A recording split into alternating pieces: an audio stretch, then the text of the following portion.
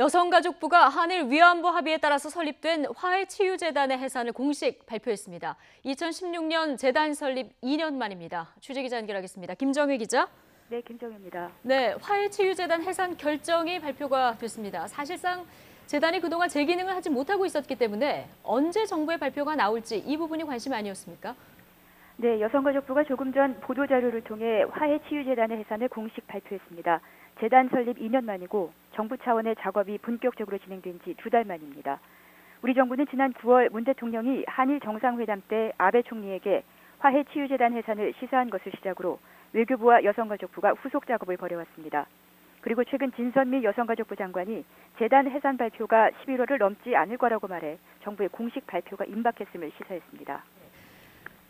오늘 정부 발표 내용을 보면 구체적으로 어떤 내용들이 있습니까? 네, 공식 해산을 추진하겠다는 결정 내용은 앞서 전해드렸고요. 해산 관련 법적 절차를 즉시 시행한다는 내용이 강조가 되어 있습니다.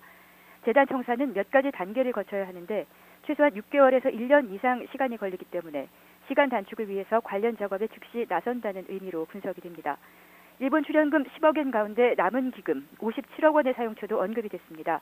여가부는 위안부 피해자와 관련 단체 등과 논의해서 합리적인 처리 방안을 마련해 나갈 계획이라고 밝혔습니다.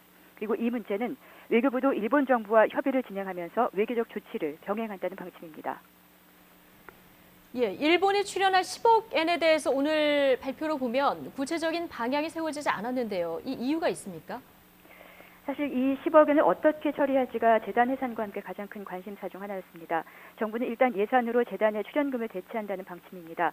그 뒤에 출연금을 일본에 돌려주거나 다른 용도로 활용을 해야 하는데 이와 관련된 협의에 일본이 응할 가능성이 작다는 분석이 사실 많았습니다. 오늘 발표도 그런 셈법이 깔린 것으로 보입니다. 정부는 돌려주는 데 방점을 두고 있지만 최근 계속된 양국 간 협의에서 일본 측이 거부했을 가능성도 있습니다. 이 때문에 시간을 갖고 재단이 완전히 청산될 때까지 협의를 거쳐 결정할 것으로 보입니다. 네, 화해치유재단 설립 때부터 문제가 많았습니다. 설립 과정을 좀 되돌아가서 볼까요? 네, 화해치유재단은 박근혜 정부 시절인 2015년 12월 한일 위안부 합의에 따라서 2016년 7월에 출범했습니다. 일본 정부가 재단 설립에 출연금 10억엔을 냈고 지금까지 생존 피해자와 사망자 또 유족 등에게 44억여 원이 지급이 됐습니다. 그러나 당시 위안부 피해자의 동의를 받지 않고 만들어졌다는 비판이 끊이지 않았고요. 문재인 정부 출범 이후 위안부 합의 전면 재검토가 진행되면서 앞서 말씀드린 범정부 차원의 작업 2달 만에 해산 결정이 나왔습니다. 지난해 말부터 재단은 이사진 중 민간인들이 모두 사퇴하는 등 사실상 제 역할을 못해왔습니다. 지금까지 YTN 김정혜입니다.